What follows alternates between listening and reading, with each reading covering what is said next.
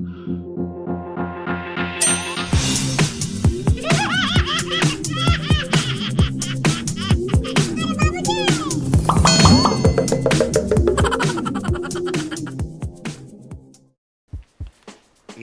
scusi? Sì? Scusi signore, devo consegnare questa busta.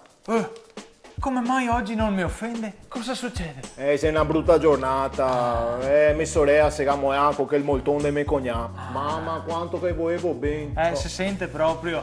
Sì, ma mica dicevo sempre, more, non stai a lavorare massa. E poi ti te porti sempre il lavoro a casa, non sta a portarti il lavoro a casa, che poi mia sorella si rabbia, non sta a portarti il lavoro a casa, io no. Niente, mia sorella gamoia. Ma che lavoro facevi? Ginecologo. Ah beh, te credo. Io ero anche contento, per carità, ma... Beh, fa fortuna che non faceva il becchino. Oh, more. Ti capire.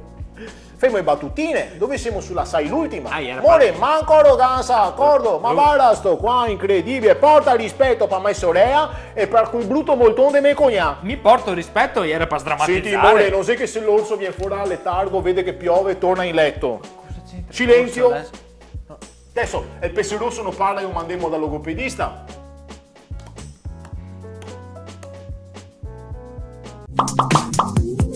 Bentornati a Il Minuto Politico. Beh, cara Elsa, vogliamo leggere delle domande da casa per il nostro ospite, l'assessore Ciano Contin? Beh, prima di tutto salutiamolo, gli facciamo i convenevoli, certo. Che poi insomma non è neanche brutto non farli. Allora è un piacere avere una presenza come la sua. Senz'altro, grazie, E gli dirò di più. Prego, mi dica. Cosa? No, dica. Sì. No, glielo dica, cosa le dirò di più? Infatti. Ma cos'è? Senta, legga la mail per piacere. Grazie. Allora, questa mail ce la scrive la signora Anna Fabetta. Analfabeta? Anna Fabetta da Limano. Limano, sarà Milano. Non lo so, è Anna Fabetta che ci chiede. Ah. Ma con molte persone fumano e lasciano i morsiconi delle sigarette in giro. Mozziconi. Che i cestini sono tutti pieni. Quindi ora non sarebbe che la politica, nel momento in cui ha la possibilità di fare contro il fumo, che ne parlasse anche lei, che è passivo, fa male. Guardi, io, assessore, non so se onestamente... Ma sei analfabeta sta qua? Sì, gliel'ho detto prima. Analfabeta. Non so se il problema è di chi scrive o di chi legge, ma Sì, credo, interpretando, che vogliano sapere da lei quali sono le manovre che farete contro il fumo.